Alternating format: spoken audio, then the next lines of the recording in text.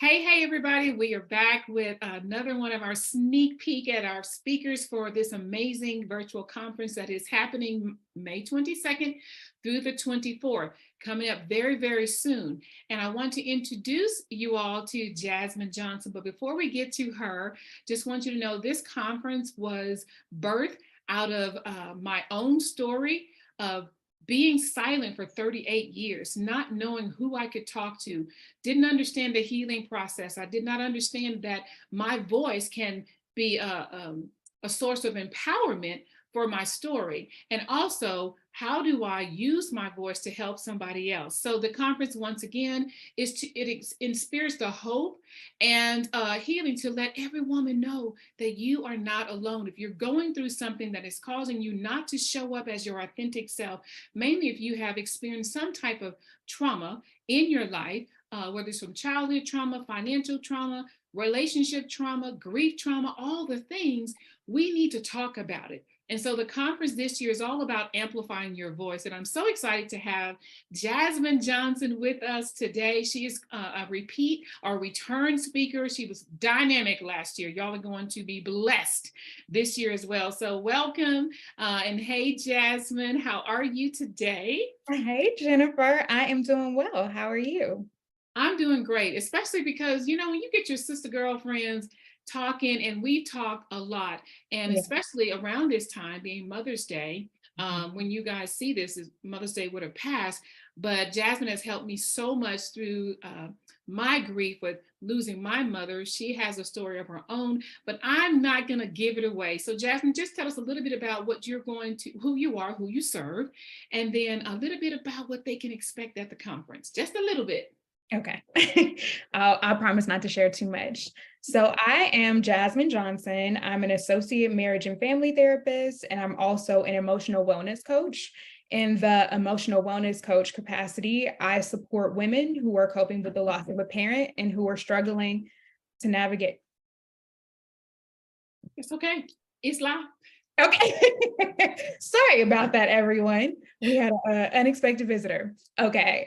But just to go back to what I was saying, I support women who have lost a parent, and I teach them how to cope with that loss in a way that feels authentic to them.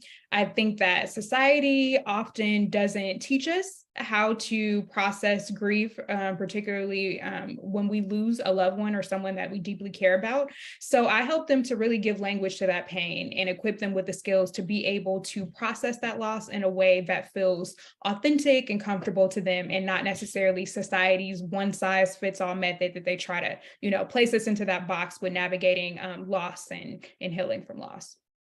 And let me tell you, y'all are going to be blessed even more. So, see, I know her personally, and from what she has brought to the table, even at our last conference, she's helped me so much with even going through my grieving process, which can be traumatic. And trauma it comes in different forms, right? But when you lose a parent, especially a mom like I have and she has as well, not knowing how to navigate through your grief, or when people don't know what to say to you, you don't even know that you need healing. Something may trigger like a Thanksgiving holiday or a Christmas holiday, and things that you used to do with your mom can take you into a tailspin. And sometimes we just don't know what to do. We pray about it. Yeah, we do pray about it. Or when you go to a relative or something, they're like, girl, you still thinking about that? Or you haven't gotten through that yet? They don't even know what to say. Mhm. So we want to validate how we are feeling. And one thing that I know that you do, you talk about self-care during the grieving process. And if you can just give us one thing, just one, I know it's hard because I know some of the things you share with me, but just give us one thing that you can, that you may touch on a little bit about in our conferences coming up. One thing that we can do as we're going through any type of traumatic loss or grief or things like that. Take the time to check in with yourself.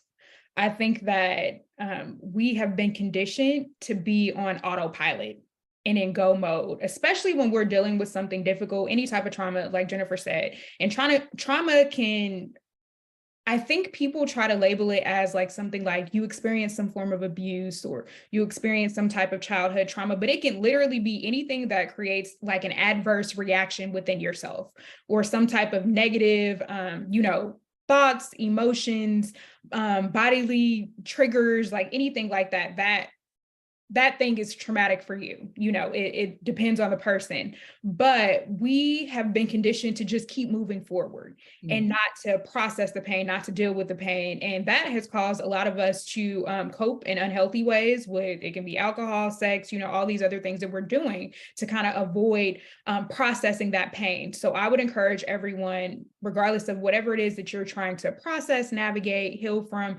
to start to check in with yourself daily. Spend some time, just whether it's in the morning when you get up, you know, if you're feeling some type of way, just try to take a few moments to just process, like, what is this that I'm feeling? And try to give language to it. Maybe journaling, you know, may be helpful for you if you feel like you have a hard time like articulating what you're feeling, or you have a hard time talking to other people because that hasn't been modeled for you, or that hasn't been taught to you, and you've had a difficult time doing that in your relationships with other people. It may be helpful for you to just spend some time like journaling, like, what are these thoughts that are coming to me right now? What am I struggling with right now? What am I feeling in my body right now? And really starting to gain that awareness to start to process that pain.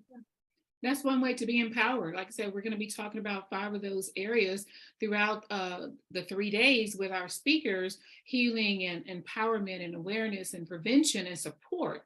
Support is huge. You know, healing in community, or just being around people that are going through the same thing, as far as a journey of healing like you. It may not be the exact same thing that you need, but know that you're not alone and you have a community that can help you. I call it the Courage2Heal Circle, that we're going to be opening up as well. So with that being said, y'all, this is a sneak peek with Miss Jasmine Johnson. We want all of you to share with your sister friends and invite them to the conference. We're going to put the link below for you to click on and join right now until the 17th. You'll be able to get a discounted early bird price to the conference. And if you decide you would like to donate or sponsor a sister to come to the conference, we're going to leave that link below as well. So with that being said, we will see you guys May 22nd through the 24th. And thank you so much, Miss Jasmine, and we will see you at the conference. Y'all be blessed. Bye.